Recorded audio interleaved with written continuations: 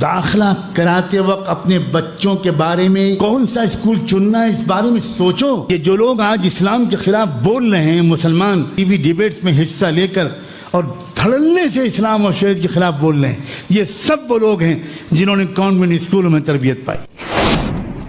ہمارے اچھے خاصے دیندار لوگ، نماز پڑھنے والے، اڑی کرتا پاجامہ والے، وہ اپنے بچوں کو ڈھکیل رہے ہیں.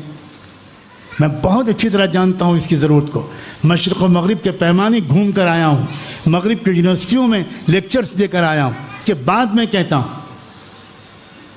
اگر آپ اپنے بچوں کی اسلامی اور ایمانی اور احسانی، ان کی فکری، ان کی عقلی، ان کی روحانی، ان کی ذہنی، ان کی اگر تربیت کے لیے بہت مضبوط انتظام کر سکتے ہیں، تب تو آپ بھیجیے اس بچے کو.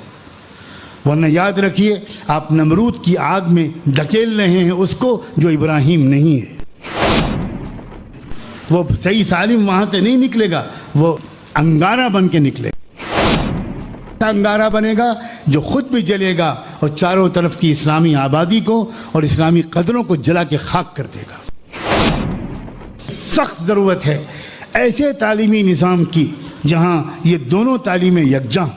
سخت ضرورت سے سمجھاؤں کہ یہ وقت کا کتنا اہم کام ہے، کیونکہ بلا شبہ ہم کو جو پولیٹیکل لیڈرز تیار کرنے ہیں، جرنلسٹ تیار کرنے ہیں، پروفیشنلز تیار کرنے ہیں، ڈاکٹر اور علماء اور وکلاء اور ججز تیار کرنے ہیں، وہ تیار کرنے ہیں جو حدیث و قرآن کے ماہر ہوں، اسلام کے علم بردار ہوں.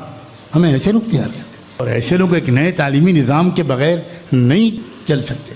تو جہاں یہ امکانات ہو وہاں اس کو ترجیح دیجیے، جہاں یہ امکان نہ ہو وہاں کم سے کم اپنے بچوں کے داخلے کے موقع پر آپس میں جب مشورہ کیجیے تو کیریئر کے ساتھ ساتھ آخرت کو سامنے رکھیے. اگر آپ ایمان رکھتے ہیں آخرت پر، اگر یقین ہی نہیں ہے کہ مرنے کے بعد نہ جنت ہے نہ جہنم، یہ سب بکواس ہے اور جھوٹ ہے، تو پھر جو چاہے کیجیے. پھر آپ کو کون مشورہ دینے کا مجھے حق ہے؟ افسوس یہ ہے کہ بچوں کے داخلے سے پہلے مشوروں میں آخرت کہیں نہیں آتی.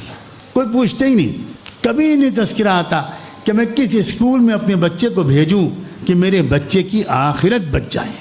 یہ ہے مسلمان ماں اور باپ کی سوچ.